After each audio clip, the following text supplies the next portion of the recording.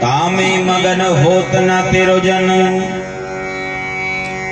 प्रेम की जेवरी बांधियो तेरो जन। कहे रविदास छुटिबो कवन गुण, जपो जी सतनाम। जगत गुरु सतगुरु रविदास जी महाराज को बंदगी करता हूं। सतगुरु स्वामी ज्ञान भिक्षुक जी महाराज को बंदगी करता हूं। सतगुरु स्वामी समनदास जी महाराज को बंदगी करता हूं। विश्वरतन बाबा साहेब डॉक्टर भीमराव अंबेडकर को नमन करता हूं। तमाम संतों गुरुओं रहबरों को बंदगी करता हूं। आज के इस कार्यक्रम की शोभा बढ़ा रहे तमाम संतों को बंदगी करता हूं। आज का एक कार्यक्रम प्रेम नगर में फरमाया जा रहा है।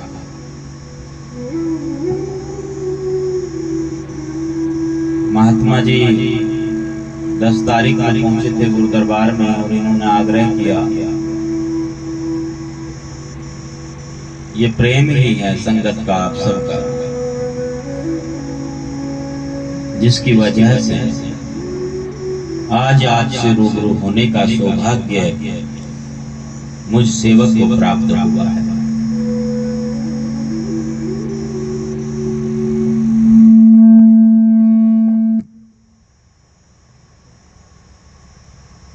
अभी सतगुरु रविदास जी महाराज के अमृतवाणी का एक शब्द आपके सन्मुख पढ़ा है,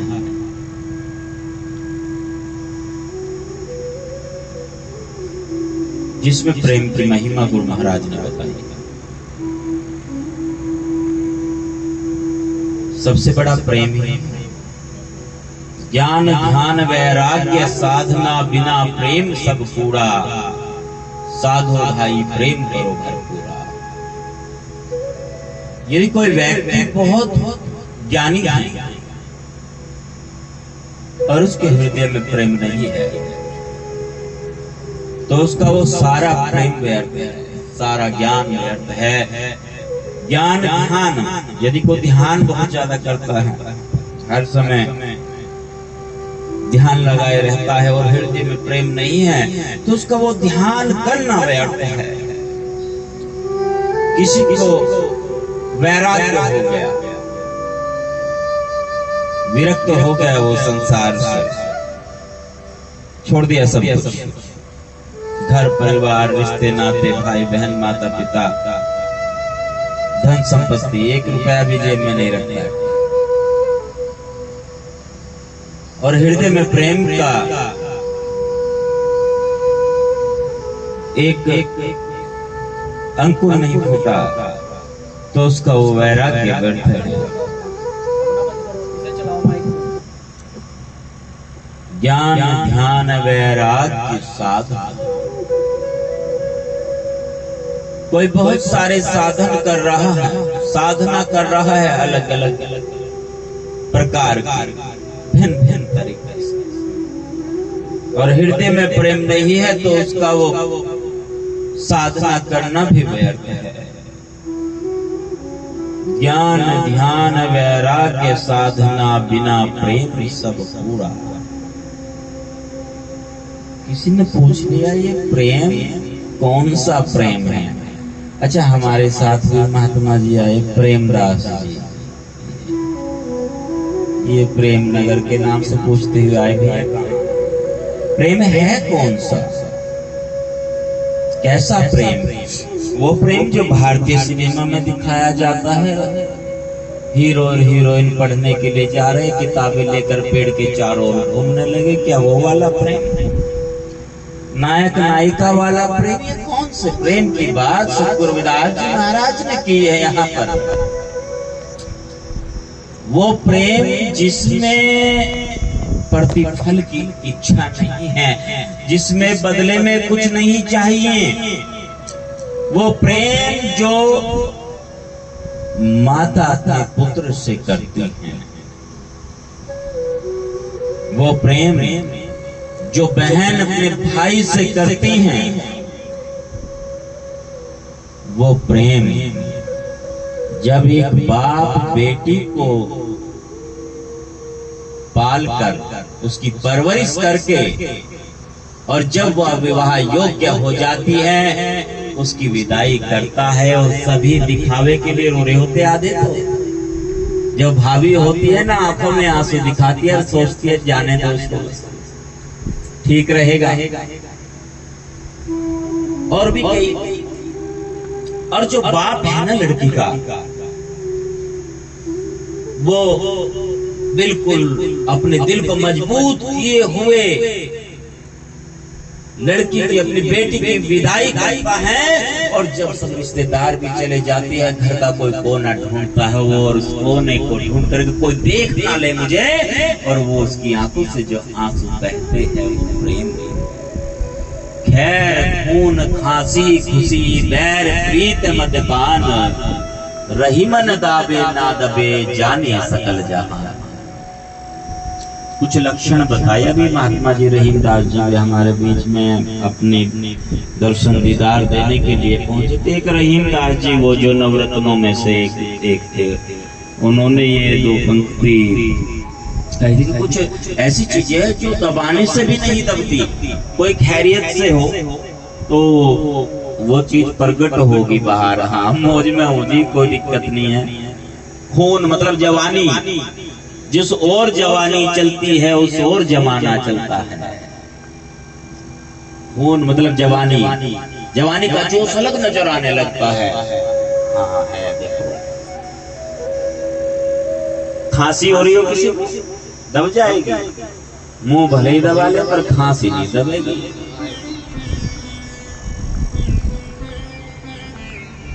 और खुशी में हो कोई, खुशी भी प्रकट होती है बाहर।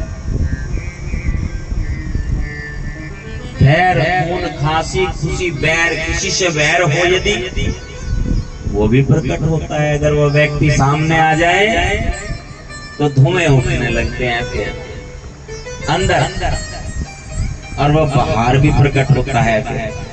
सोचिए, खैर खून खांसी खुशी बैर प्रीत, और प्रेम भी नहीं छिपता है। रविदास भाषा प्रेम की जान सके ना कोई, जी वहां तो कुछ ना कहे नैन देते हैं।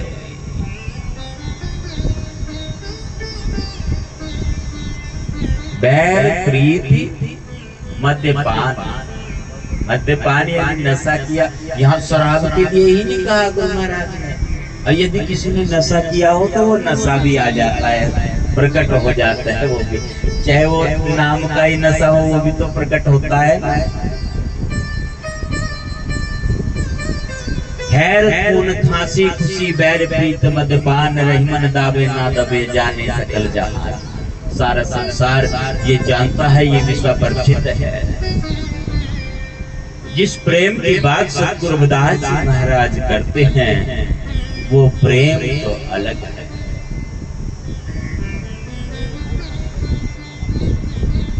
अभी एक महात्मा जी ने अपनी हाजिरी लगाई थी, और उस वाणी की एक पंक्ति है, पुत्र प्यारा माता पिता को उससे बढ़कर शिष्य। जितना प्रेम अपने पुत्र से अपनी संतान से माता पिता करते हैं उससे कई अधिक प्रेम गुरु अपने शिष्य से करते हैं। माता पिता को तो यह भी रहता है कि हमारे बुढ़ापे का सहारा बनेगा, ये बाद में रोटी टुकड़े का भी देखना है, कौन खाना देगा, कौन देखभाल करेगा। परंतु गुरु को इसकी भी इच्छा नहीं है। दो प्रकार की सृष्टि चल रही है ना, एक नाद से एक बिंदु से। एक तो ये सृष्टि है जो ग्रह ग्रस्त वाले संतान उत्पन्न करते हैं, और एक गुरु जो शब्द से सृष्टि चला रहे हैं, नाद से, कि जिसको शब्द दिया वो शब्द की संतान वो गुरु का ही रूप होते हैं, उन्हीं का। जैसे सांसारिक लोगों में डीएनए मैच करता है, ऐसे ये डीएनए इधर भी मैच करता है। वही शब्द है एक। गुरु जी कहते हैं कि तुम देह को गुरु मत मानना, जहां मेरा शब्द है वहां तक समझ लेना कि समझदार से वहीं तक। वो इधर भी है और उधर भी मौजूद है, बस उसको शब्द को संभाल करके रखना है, उसमें मिलावट मत होने देना।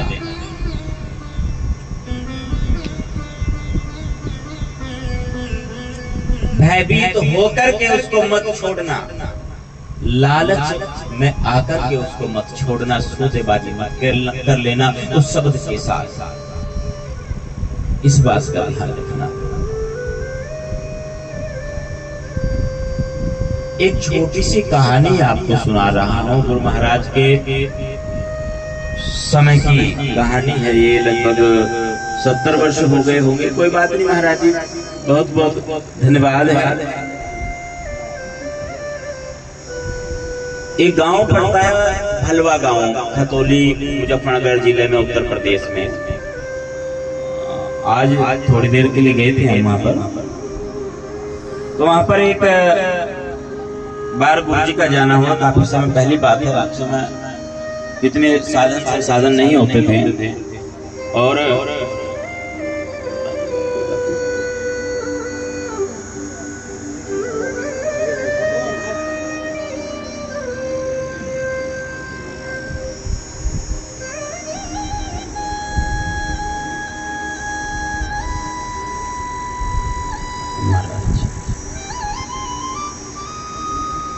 गुरुजी सतगुरु स्वामी समनदास जी महाराज उस गांव में पहुंचे और जहां पे भी गुरुजी जाते थे संगत को पता चल जाता था और संगत को बुलाना नहीं पड़ता था। अपने आप संगत श्रद्धालु पहुंच जाते थे वहां पर। और गुरु महाराज सतगुरु स्वामी समनदास जी महाराज पहुंच रहे हैं भलवा गांव में और एक परिवार ऐसा, उसमें वो महिला गुरुमुखी है और जो उसका घर वाला है वो मनमुखी है। वो दोनों काम करता है, मांस मदिरा का सेवन करता है। और जब उसको पता चला कि सतगुरु समनदास जी गांव में आए हैं, और दिन तो वो चाहे ना करे काम को, उस दिन तो घर भी लेकर गया। पन्नी चलती थी उस समय, पन्नी में पैक होकर के थैली, सरसादी लाल वाली, जो सरसादी लाल का वो था, और ला करके उसने अपनी औरत को कहा कि तू तैयार कर, जो दूसरे वाला सामान है और मैं आज यही रहूंगा, तुझे कहीं नहीं जाना। वो बहुत दुखी हुई। एक और सत्संग चल रहा है और उसने सोचा कि हर बार जब भी महात्मा जी आते हैं ये सत्संग सुनने के लिए जाती हैं, आज मैं देखता हूँ क्या होता है सत्संग में। बाहर से कुंडी लगाई, अंदर बंद कर दी उसको और सत्संग में चला गया। मुंह पे लपेटा कपड़ा ऐसे, किसी को वो खुशबू ना आ जाए, वो स्मेल ना आ जाए, वो दुर्गंध ना आ जाए जो वस्तु सेवन की है। और सबसे पीछे बैठ गया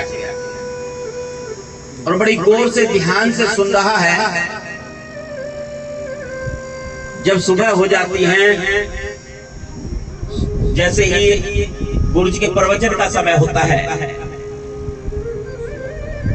उस समय जब गुरु जी को माइक दिया गया तो गुरु जी ने कहा भाई प्रवचन तो हो रखे हैं, पहले इसको बुलाओ जो ये बैठा ना सबसे पीछे, मुंह लपेट रखा है, इसको बुला कर लाओ मेरे पास। कहने की देर थी गुरु जी के, उसको बुलाया गया। हाँ, माथा टेका जैसे सब टेक रहे थे, बंदगी की उसने। हाँ जी, पहले उसको लिकाड़ दे बाहर, जिसे मुंह का आया ना तू, मैं परेशान हो रहा बहुत ज्यादा, वो भजन में लग रही है मां। वो कुंडी खोल कर आ, जब इतनी बात की उसके तो अंतर चक्षु खुल गए। सोचने का लिए बात तो मेरे और बुढ़िया के अलावा किसी को पता ही नहीं था, बिल्कुल भी घर पे कोई और नहीं था, ये कैसे हो गया। बस दौड़ा दौड़ा गया घर और घर जाकर के उसने कुंडी खोली और कहने लगा गुरुजी बुला रहे, तुम्हें चल। उस औरत ने कहा मैं नहीं जाने की बिल्कुल भी, तू ही चला जा बस सत्संग में, मेरा जीना हराम कर रखा है और विघ्न डाल दिया तुमने तो मेरे भजन मंडली में। इतनी बात क्या थी, उसको तो लगन लग रही थी, वो बात दिमाग में टच हो रखी थी कि कैसे गुरुजी ने बता दिया। वो वापस आ गया, फिर आएगी आ जाएगी कोई बात नहीं, और गुरुजी के चरणों में बैठ गया। कहने लगा गुरुजी बस आज तो मैं धन्य हो गया। कार्यक्रम का समापन हुआ और गुरुजी को छोड़ने के लिए जो भैंसा बुग्गी या झूठा बुग्गी गांव की भाषा में कहते हैं, उस पर बैठा करके बस स्टैंड तक जा रहे। बसें बहुत कम चलती थी और वो आदमी पैदल पैदल चल रहा है और कहता है गुरुजी आज मेरे यहाँ चरण पाद। गुरुजी ने कहा भाई एक बात सुन, जिस गांव से मैं एक बार चल देता हूँ ना, जब तक दूसरा प्रोग्राम नहीं होता तब तक वापस नहीं आता। अब तो अगले साल ही आऊंगा। कहने लगा नहीं गुरुजी आज मेरे घर चरण पाद। बहुत वो फरियाद कर रहा है, अरदास कर रहा है, गुरुजी अपनी बात पे अड़िग है। उसने कहा जी फिर आज बस ही आने दो, मैं बस के नीचे लेटूंगा। गुरुजी जब अपनी बात पे डट जाते थे, गुरुजी भी कहते आ जाने दे, फिर बस लेट जा। वो सड़क पे लेट गया, बस बहुत कम चलती थी उस समय, बस बहुत देर तक आई नहीं, वो भी लेटा रहा। गुरुजी ने अपनी भाषा में कहा, वही चिर परिचित अंदाज गुरुजी का, वही शैली। आप में से बहुत लोग उससे परिचित हो, मैं नकल नहीं करता हूँ, पर गुरुजी ने कहा उस बात को मैं सरल करके आपके सामने रख रहा हूँ। गुरुजी ने कहा ऐसे खा लो वहां से, ले क्या चल भाई आज तेरे घर ही चल रहे हैं, पर सत्संग का सारा खर्च तुझे करना पड़ेगा। सत्संग तेरे यही लगेगा। पहली बार मैं नियम बदल रहा हूँ, ये नहीं तो नियम नहीं मैं तोड़ता कभी भी। और भाई की जेब में तो 1 रुपया भी नहीं हाँ कर दी। फिर भी गुरुजी की कृपा, घर पे सत्संग लगी रात्रि में, और सुबह उसने कहा गुरुजी वो भी दे दो मुझे जो तुम देखते हो ना, तो नामदान का पता था, ना सत्संग का पता था, ना शपथ का पता था। जो तुम चेला बनाने के लिए दे रहे ना सबको, यहाँ इस गाँव में बहुत को आपने वो प्रसाद बांट रखा, वो मुझे भी दे दीजिए आप। वो उसको लगन लगी उस व्यक्ति को, और मृत्यु के समय की बात है, इतनी लगन गुरु महाराज से सतगुरु श्रमणदास जी महाराज के चरणों से उसको लगी कि अंतिम समय में भी उसे सतगुरु श्रमणदास जी महाराज के साथ दर्शन हुए। अपनी घरवाली से उसने कहा, बुढ़िया से कहने लगा खड़ी हो जाते, गुरुजी आगे सत्संग में से आए, रात सत्संग चल रही थी और मुझे लेने के लिए आए, बंदगी कर ले। वो देखा उसको नजर नहीं आए, कहने लगे कहाँ गुरुजी यहाँ। उसने कहा सामने खड़े हैं, मुझे बुला रहे, लेकर जाने के लिए तैयार है, अगले गांव में सत्संग करना कहीं। और इतनी बात कह करके वो अपना पलायन कर गया।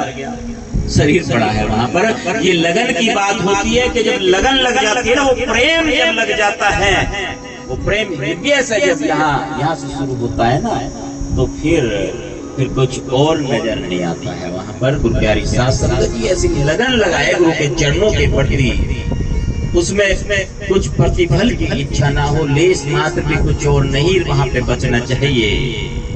सारी चीजों को छोड़ करके, चुगली, निंदा, ईर्ष्या, मिथ्याभिमान, सारी चीजों को छोड़कर समर्पण कर दीजिए। और जब समर्पण हो जाएगा ना, वो अपने आप सुनने लगते हैं, सारे कार्य अपने आप बनने लगते हैं। तो आज के इस कार्यक्रम की बहुत सारी बधाई आप सबको, और कार्यक्रम के आयोजक महात्मा तुलदास जी को ढेर सारी शुभकामनाएं, ढेर सारी बधाई।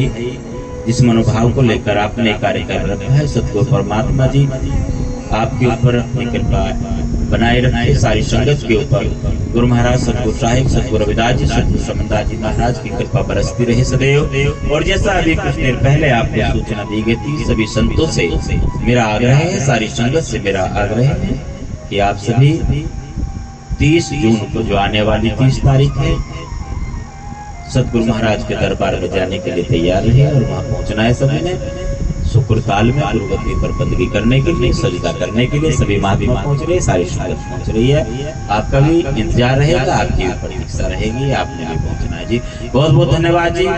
और संचालक चालक का भी बहुत बहुत धन्यवाद है, आप अपने विवेक से कुशल संचालन कर रहे हैं। सतनाम जी, सतनाम जी, सतनाम जी।